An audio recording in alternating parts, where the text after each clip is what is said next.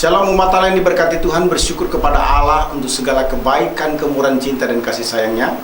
Kembali bersama dengan saya, Pendeta Dr. Hanas DTH dalam program Rem Ministry. Kita akan merenungkan firman Allah yang sejuk, yang membuat kita semakin bertumbuh, berakar dan berbuah di dalam Kristus Yesus, Tuhan kita. Adalah anugerah yang luar biasa ketika seseorang menerima Yesus secara pribadi. Sebab di dalam dunia ini terlalu banyak orang berbicara tentang Yesus Kristus, bahkan meraih gelar baik di program S1, master maupun doktor, tapi tidak menerima Yesus secara pribadi. Itu artinya Yesus bukan pribadi yang dipelajari oleh umat Kristen saja, melainkan juga Yesus Kristus atau Isa Al-Masih menjadi subjek yang dipelajari oleh semua orang, apakah secara formil di bangku kuliah maupun juga di tempat-tempat umum yang didiskusikan di mana saja. Nah, saudara yang kekasih dalam Tuhan, ketika seseorang menerima Yesus secara pribadi, biasanya didahului dengan proses-proses tertentu. Ada yang menerima Yesus karena memang lahir dari keluarga yang sudah lahir baru. Tapi ada juga orang yang menerima Yesus sebagai Tuhan dan Juru Selamat pribadi dari keluarga yang membenci, menolak, atau menghina Yesus Kristus. Tetapi yang paling utama adalah betapa pentingnya orang itu menerima Yesus secara pribadi. Dan ketika seseorang menerima Yesus sebagai Tuhan dan Juru Selamat pribadi, itu merupakan anugerah yang luar biasa. Kenapa? Karena seseorang dipastikan mengalami pengampunan dosa dan kepastian hidup yang kekal. Saudara yang kekasih dalam Tuhan, tetapi ketika orang menerima Yesus sebagai Tuhan dan Juru Selamat pribadi, bukan berarti selesai sudah urusan dunia dan akhirat. Orang tersebut masih hidup di dunia dan berhadapan dengan berbagai pergumulan-pergumulan.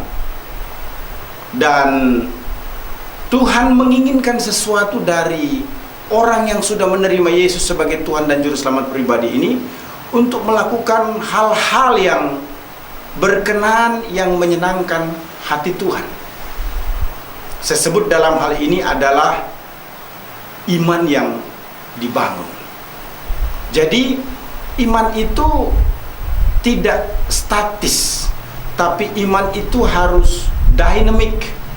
Iman itu harus dibangun sedemikian rupa seperti yang Allah inginkan atau harapkan di dalam kehidupan kita sebagai orang percaya. Tema renungan saat ini adalah 3 kebenaran tentang iman. Mari kita lihat apa saja yang dimaksudkan. Pertama, iman harus dibangun karena kepentingan sorga. Orang yang sudah menerima Yesus sebagai Tuhan dan Juru Selamat pribadi, imannya harus tetap dibangun agar semakin kuat. Karena ketika dia menerima Yesus sebagai Tuhan dan Juru Selamat pribadi, selama dia masih hidup, selalu ada kemungkinan yang mengganggu, yang mengusik keberimanannya kepada Tuhan Yesus Kristus. Iman timbul dari pendengaran akan firman Allah. Paulus menyatakan begitu jelas dalam Roma 10 ayat 17. Jadi iman timbul dari pendengaran, dan pendengaran oleh firman Kristus. Setiap orang yang sudah menerima Yesus sebagai Tuhan dan Juru Selamat pribadi, harus tetap mendengarkan firman Allah, harus tetap merenungkan firman Allah untuk membangun imannya karena kepentingan surga. Firman Allah yang didengarkan harus semakin menguatkan keyakinan atau kepastian hidup yang kekal.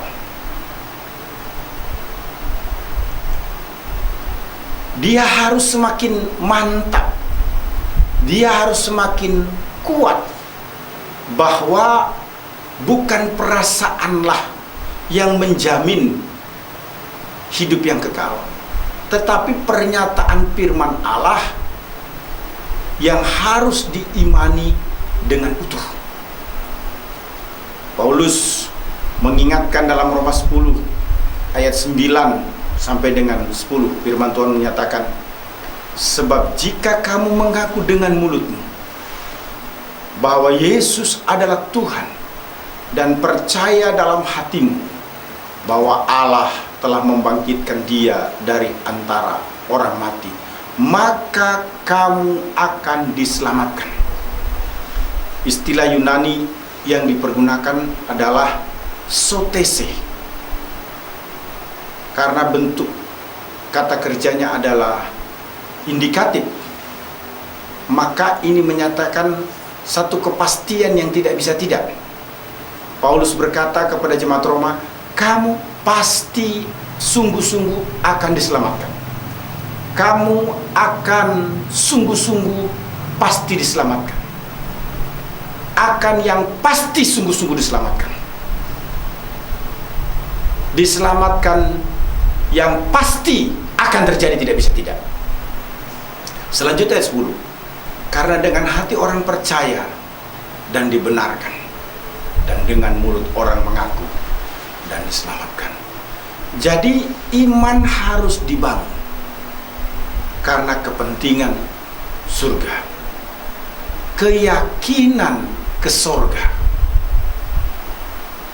merupakan satu kepastian, satu kekuatan yang mendorong orang untuk semakin kuat. Dan Allah atau firman-Nya menggaranti 100%, tidak bisa tidak, orang yang beriman kepada Kristus dipastikan memperoleh hidup yang kekal. Itu sebabnya saudara-saudara, kita harus membangun iman karena kepentingan ke surga. Kita harus mendengar firman Allah yang semakin menguatkan, meneguhkan pengharapan kita untuk ke surga. Yang kedua, iman harus dibangun melalui pengalaman di dunia. Meskipun seseorang punya kepastian hidup yang kekal, ke surga, karena dirinya suka mendengarkan firman Allah setelah dia menerima Yesus sebagai Tuhan dan Juru Selamat pribadi, tapi faktanya dia tetap masih bergulat, bergumul, menghadapi banyak struggle di dalam hidup ini.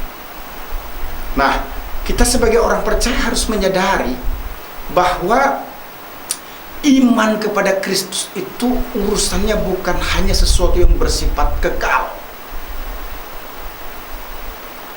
berbicara nanti dapat hidup yang kekal, tetapi juga iman yang sama kepada Yesus itu dipergunakan untuk kepentingan sementara di dunia ini. Dalam hal ini saya sebut pengalaman di dunia.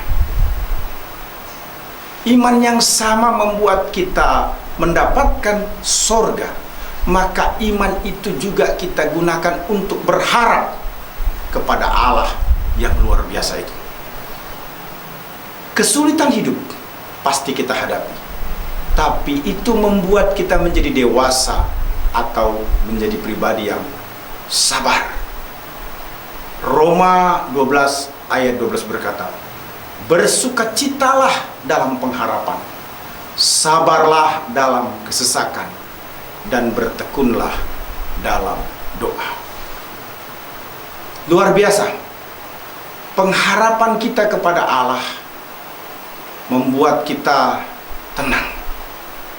Kesesakan yang kita alami membuat kita berharap kepada Allah doa-doa yang kita naikkan kepada Tuhan membuat kita berserah bahwa Tuhan pasti menolong kita. Itu sebabnya bersukacitalah. Iman harus dibangun melalui pengalaman di dunia. Pengalaman di dunia yang dimaksudkan adalah kesusahan, kesulitan yang kita hadapi. Dalam pengharapan tetap bersukacita. Dalam kesesakan tetap sabar. Dalam doa tetap bertekun. Maka kita melihat karya Tuhan yang hebat di dalam hidup kita sebagai anak-anaknya. Kesulitan-kesulitan hidup itu membuat kita mengalami pertolongan Tuhan, karena kita tidak bisa melewati dengan kekuatan kemampuan kita sendiri. Perhatikan Ayub 42 ayat 5. Hanya dari kata orang saja aku mendengar tentang Engkau, tetapi sekarang mataku sendiri memandang Engkau. Kesulitan hidup menolong dan memaksa kita untuk berpengalaman dengan Tuhan, yang membuat iman kita semakin teguh atau terbangun, semakin percaya terhadap Allah. Saudara yang kekasih dalam Tuhan, mari bangun iman yang membuat kita bisa melewati masa-masa sukar ini. Umat Allah yang diberkati Tuhan, terkait dengan iman, yang pertama, iman harus dibangun karena kepentingan ke sorga. Kedua, iman harus dibangun melalui pengalaman di dunia. Yang ketiga, iman harus dibangun untuk nilai kekekalan. Ketika kita hidup, kita tidak hanya berbicara tentang bagaimana melewati kehidupan yang pelik ini dari waktu ke waktu, tetapi justru di dunia inilah kita bisa membangun hidup untuk hal-hal yang bernilai kekekalan. Apa yang dimaksud dengan iman harus dibangun untuk nilai kekekalan? Kita tidak hanya mencari apa yang menjadi kepentingan hidup kita untuk bisa survive di dunia, tetapi juga kita tetap excited, semangat di dalam pelayanan. Pelayanan merupakan hal terpenting setelah kita menerima Yesus sebagai Tuhan dan Juru Selamat pribadi. Itu sebabnya Filipi 3 ayat yang ke-8 berkata, malahan segala sesuatu kuanggap rugi, karena pengenalan akan Kristus Yesus Tuhanku lebih mulia daripada semuanya. Oleh karena Dialah aku telah melepaskan semuanya itu dan menganggapnya sampah, supaya aku memperoleh Kristus. Melayani Kristus adalah panggilan ilahi.